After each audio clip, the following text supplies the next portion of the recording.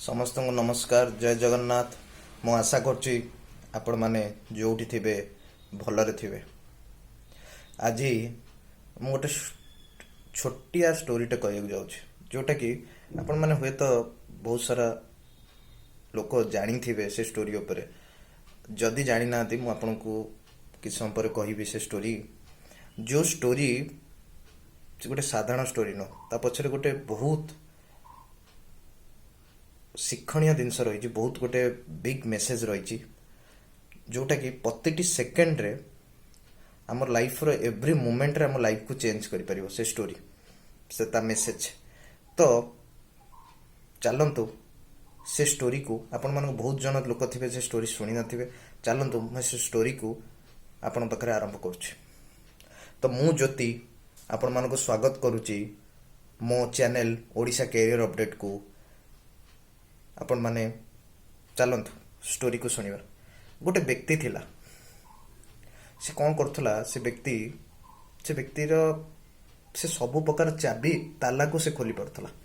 ता पाखरे एमती गोटे स्पेशल स्किल थिला जो से सब प्रकार ताला को खोली पड़थला। से घर बाक्सर ताला हो बा जेल ताला हो बा जेकोसी ताला हो, जेकोसी हाई सिक्यूरीटी वाला ताला हो ताको खोली पड़थला। तो लोक मैंने यहाँ देखिक बड़ आश्चर्य हो गले जे ये लोक केमती ताला को खोली पार्छ। तो लोक मैंने गोटे इवेंट गोटे चैलेंज ताको दियागला, गोटे इवेंट रो आयोजन कराला, गोटे चैलेंज ताको दियागला जे ताको गोटे चैम्बर भीतर रखिकी, ताको जो गोटे चैम्बर भीतर रखिकी ताको गेट दिया है कि ताको स्विमिंग पूल भीतर को छड़ा हबो से लोक को। तो सी आ छड़ा हबो आ जदी सी जदी फेल्योर हैला, जदि से ताला न खोली पाइला, से जो चैम्बर भितर से ताला को न खोली पाइला ताले से तार हारिबा को एक्सेप्ट करिवो लोकन पाखरे। आ ताको गोटे इमरजेंसी बेल दिया जिवो, से चिपिबो जे पानी भीतर रही कि से चिपिबो जे मु खोली पारिबिनी, तो से चिपिबो। तो स्टार्ट हो गला। तो ताको से चले सी किंतु ता निज भीतर विश्वास थिला मु 100% पानी भीतर से ताला को खोल देबी, कारण ता बहुत दिन अभिज्ञता थिला ताला खोलिवार, सब प्रकार ताला से खोली पारथला। तो गेम स्टार्ट हो गला। ताको धीरे धीरे पानी भीतर को लेके छाड़ले चैम्बर भीतर को। लोक मैंने पूरा एक्साइटेड फोटो उठाउचंती। तो समझे देखुचंती जे केमती से पानी भीतर को स्विमिंग पूल भीतर को गला जते बेले किछि समय भीतर से स्विमिंग पूल भीतर से चैम्बर रो ताला को से खोलिया चेष्टा करछि किंतु ताला खोलुनी। तो ता पाखरे कोन अछि, इमरजेंसी बेल अछि, से इमरजेंसी बेल को चिकिला। अब से एक्सेप्ट कला जे मु फेल्युअर हेई गली। तो जते एक्सेप्ट कला मु फेल्युअर हेई गली, तो से इमरजेंसी बेल को चिपिला और धीरे धीरे ताकू से पानी भीतर को ऊपर को आसिला। जते पानी ऊपर को से आसिला, जते से चैम्बर को खोलिला, तो लोक माने से जो थिले ताकू देखिकी ताकू बहुत लाज लागु थाए। लोक मान कौन कहबो, सब प्रकार ट्रिक को से प्रयोग कला किंतु सबुथरे से फेल्युअर हैला एवं बाहर की से आसिला। तो जते से ता भीतर से चैम्बर भीतर बसी थाए, बाहर की जते आसिकी स्विमिंग पूल बाहर की आसिकी बसताए से चैम्बर भीतर से गेट को गोटे धक्का माइला, तो गेट खोलीगला। तो सेठी ता मुंडर गोटे आइडिया, मुंडर गोटे चिंता आसिला जे मु एटा चिंता ही करिनी जे सेटा ताला पड़ी कि ना ताला पड़ीनी। सी भावितला जे ताला पड़ी बोली, किंतु एक्चुअली ताला पड़ी नथिला। तो एई जो छोटिया स्टोरी रो आमे कोन मेसेज पाइले जे बेले बेले आमे कोन होचे, एत्ते आमे बिजी हे जाउचे लाइफ रे, आम माने किछि समय पय रही कि चिंता करूने जे एक्चुअली प्रॉब्लम अछि ना नाही, ना जदि भी अच्छी से प्रॉब्लम रो सॉल्यूशन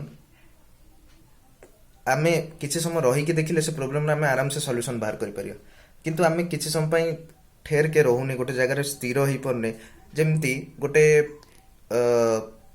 आमर हंस जेमती पानी भीतर को गोटे बतक जते पानी भीतर को टार्गेट करे, जते गोटे माछ को से शिकार करे, केमती से बसिक रही था गोटे जगह एवं से धीरे धीरे शिकार करे।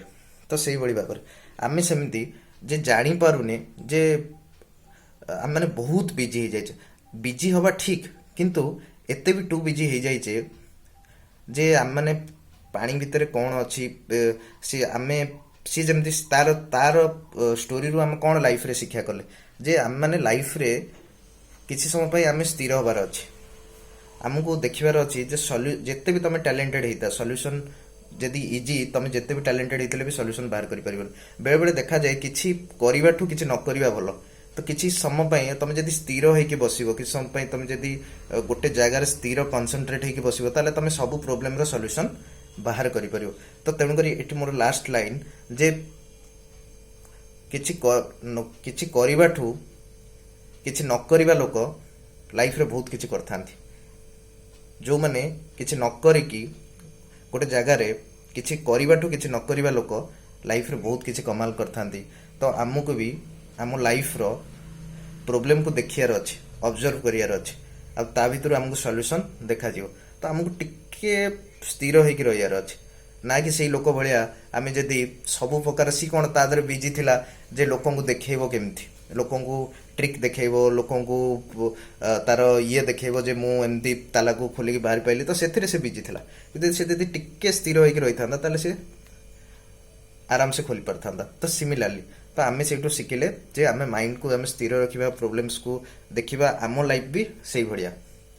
ତ ଆଜିର ଏଇ ଯଦି ଷ୍ଟୋରି ଆପଣଙ୍କୁ ଭଲ ଲାଗିଲା ତାହେଲେ ଆପଣ ମୋତେ ଲାଇକ୍ସ କରନ୍ତୁ, କମେଣ୍ଟ ଦିଅନ୍ତୁ ଏବଂ ଆକୁ ବହୁତ ସାରା ଲୋକଙ୍କ ପାଖରେ ସେୟାର କରନ୍ତୁ। ଥ୍ୟାଙ୍କ ୟୁ ସୋ ମଚ୍, ବହୁତ ବହୁତ ଧନ୍ୟବାଦ।